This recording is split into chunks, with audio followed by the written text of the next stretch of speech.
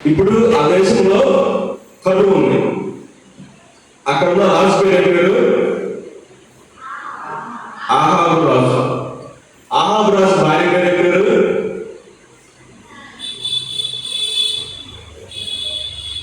యెజ్బెల్. ఏ పేరు?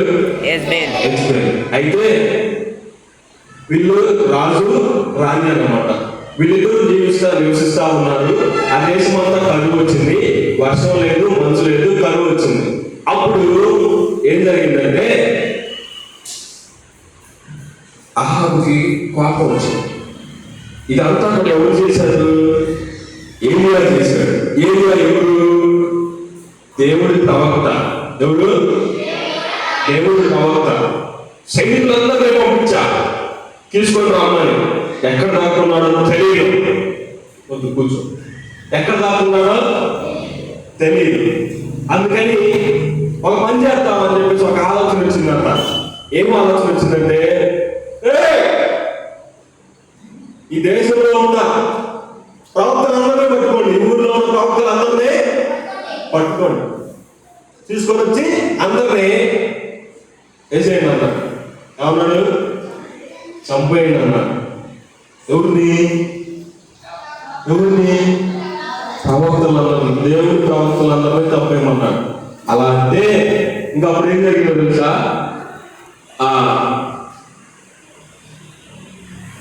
ఆ ఇంట్లోనే గృహ నిర్వాహకుడిగా ఒక అతను ఉన్నాడు. గృహ నిర్వాధికారి అంటే ఆ ఇంటికి సూపర్వైజర్ అన్నమాట. ఆ ఇంటికి మేనేజర్. రాజుగారి ఇంటికి మేనేజర్ ఉన్నాడు. అతని పేరే ఓబద్య. ఏ పేరు? ఓబద్య. అతని డ్యూటీ ఏంటంటే ఆ ఇంట్లో తినడానికి ఫుడ్ ఉందా, తినడానికి ఆహారం ఉందా లేదా అని చూడాలి. ఈ రోజు ఏం ఆహారం తీసుకెళ్ళాలి, ఈ రోజు ఏం ఆహారం ఉండాలి, ఈ రోజు ఏం చేయాలి, ఇదిగో ఇల్లంతా శుభ్రంగా ఉందా లేదా, అంతా రాజభవనం అంతా సరిగ్గా ఉందా లేదా, క్లీన్ గా ఉందా లేదా, ఆహారం ఉందా లేదా అని చూసుకోవాలి. అక్కడ డ్యూటీ. ఎవరి డ్యూటీ? ఓబద్య డ్యూటీ. ఎక్కడ? రాజుగారి దగ్గర, రాజభవనంలో అతని డ్యూటీ. అయితే ఈ ఓబద్య ఏం చేస్తాడో తెలుసా? ఆ విగ్రహానికి మొక్కడంట. ఆ విగ్రహానికి మొక్కడు, ఆ బయలు విగ్రహానికి మొక్కడు. యెహోవా దేవుణ్ణి ఆరాధిస్తాడు. యెహోవా దేవుణ్ణి, నిజమైన దేవుని చెప్పేసి యెహోవా దేవుణ్ణి ఆరాధిస్తూ ఉంటాడు. అయితే ఈ ప్రవక్తలందరినీ పట్టుకొని వచ్చి చంపేయండి అని ఆజ్ఞించాడు కదా ఈ రాజు. ఇస్తే ఈ ఓబద్య ఏం చేశాడో తెలుసా? ఆ ప్రవక్తల్ని ఒక 100 మందిని, ఎంతమందిని? 100 మందిని ఏం చేస్తారంటే అక్కడ ఆ ఊరికి బయట పర్వతాలు ఉంటాయి. ఏముంటాయి? పర్వతాలు ఉంటాయి అన్నమాట. పెద్ద పెద్ద కొండలు, పర్వతాలు. అలా ఉంటే వాటిలో గుహలు ఉంటాయి. అన్నమాట. ఆ గుహలో ఒక 50 మందిని, ఇంకొక 50 మందిని దాచిపెట్టాడు. ఏం చేశాడు? అన్నలారా, అయ్యా మీరు దేవుడి ప్రవక్తలు, మీరు కనుక ఆయన దగ్గరికి వెళ్తే చంపేస్తాడు, మీరు ఆయన కనపడకుండా రాండి అని చెప్పేసి వాళ్ళని రాజుగారికి తెలియకుండా తీసుకొని వెళ్ళి ఆ గుహల్లో దాచిపెడతాడు. ఎక్కడ దాచిపెడతాడు? ఎంతమందిని దాచిపెడతాడు? ఎంతమందిని? 100 మందిని. ఎన్ని గుహల్లో? 2 గుహల్లో. ఒక గుహకి ఎంతమంది? 50 మంది. 50. ఒక్కొక్క గుహలో 50 మెంబర్స్ ని ఆ గుహలో దాచిపెడతాడు అనమాట. ఇప్పుడు దాచిపెట్టాడు, బాగానే ఉంది. అలా చాలా రోజులు ఉండాలి. 1 రోజు కాదు, 2 రోజులు కాదు, వారం కాదు, చాలా రోజులు అక్కడే ఉండాలి. వాళ్ళు బయటకు వచ్చారంటే, చూశారంటే వాళ్ళు ఏం చేస్తారు? చంపేస్తారు. మరి ఇప్పుడు ఏం చేయాలి అంటే ఏం చేశాడు తెలుసా? ఓబద్య రోజు పెద్ద పెద్ద సంచులు వేసుకొని ఆ సంచులు వాళ్ళకి ఆహారం తీసుకెళ్ళి ఇస్తా ఉండేవాడు. ఏం చేసేవాడు? ఆహారం తీసుకెళ్ళి వాళ్ళకి ఇస్తా ఉండేవాడు. ఈ ఆహారం ఎక్కడి నుంచి తీసుకెళ్ళేవాడు తెలుసా? రాజభవనం నుంచి. ఎక్కడి నుంచి? రాజుగారి భవనం నుంచి తీసుకుని వెళ్ళేవాడు. అమ్మో, ఎవరైనా చూస్తున్నారా? ఎవరైనా చూస్తే ఏమైంది?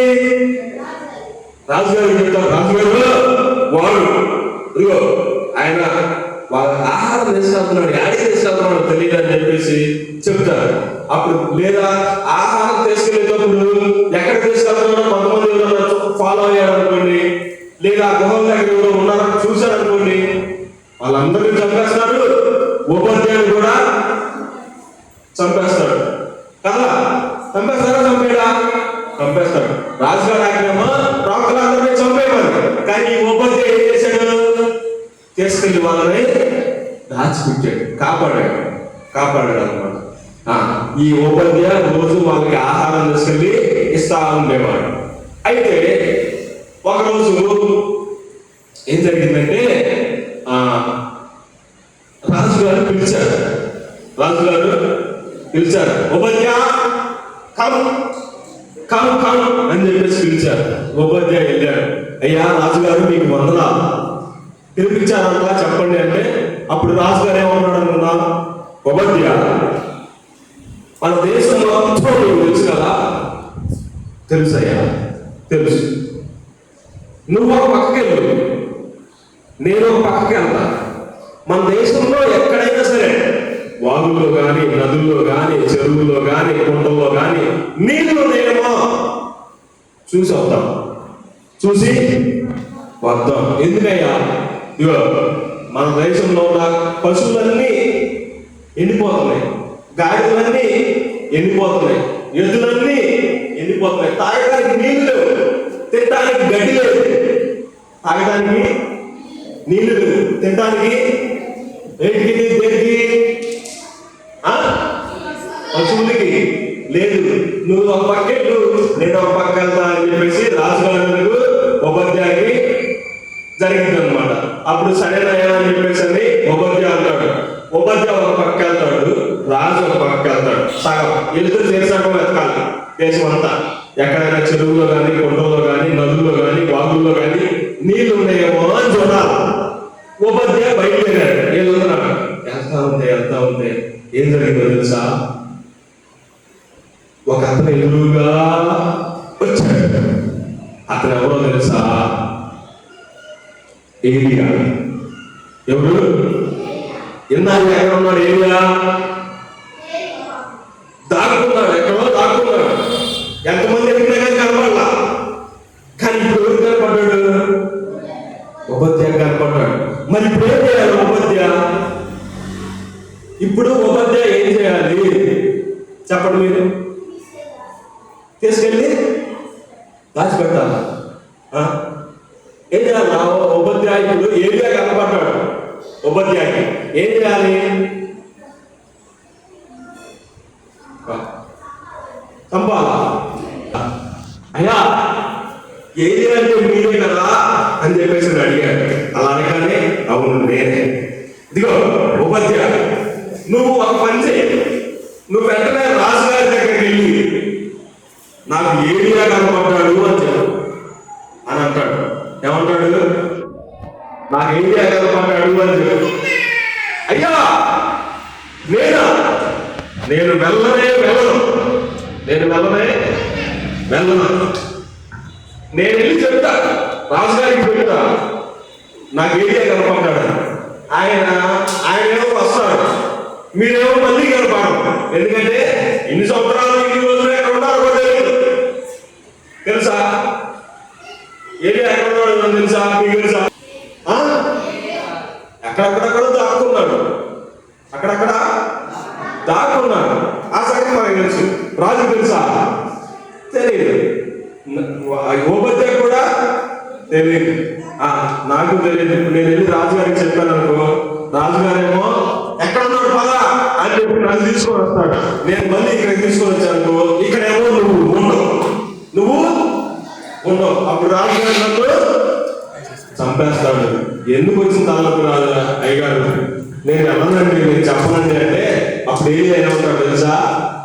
నేను ఎవరి సన్నిధిలో నిలబడి ఉన్నాను, యెహోవా జీవము తోడు, నేను ఎక్కడికి వెళ్ళను. ఈ రోజు ఖచ్చితంగా ఆహాబుని చూస్తా, ఈ రోజు ఖచ్చితంగా ఆహాబుని కలుస్తా, నేను వెళ్ళను, నేను పారిపోను, నేను ఇక్కడే ఉంటా, పిలుచుకొని రాబో అని చెప్పేసి ఉపధ్యాయుడు చెప్తాడు అనమాట. ఈ ఉపధ్యాయుడు ఏం చేస్తాడు తెలుసా? వెళ్తాడు వెళ్తాడు వెళ్తాడు వెళ్తాడు రాజుగారి దగ్గరికి వెళ్ళి, రాజుగారు అంటాడు. రాజుగారు ఏం చెప్తాడు ఆయనకి? ఏం చెప్తాడు? అది ఒక పలానా చోట ఉన్నాడు, ఆ చోట ఉన్నాడు, ఆ ఊళ్ళో అక్కడ ఉన్నారు, రాజు వెళ్దామంటే వెళ్ళి పిలుచుకొని వస్తాడు అనమాట. పిలుచుకొని వచ్చి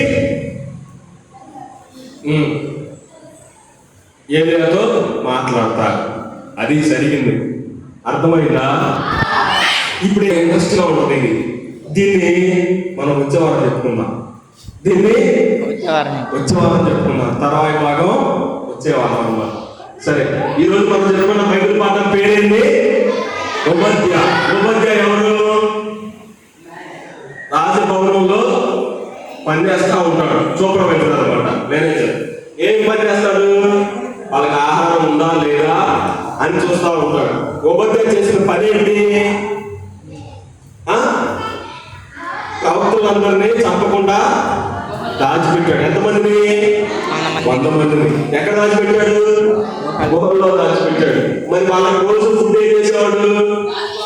ఎవరు చూడకుండా వెళ్ళి తీసుకెళ్ళి వాళ్ళకి ఇచ్చేవాడు అనమాట. సరే, అర్థమైందా?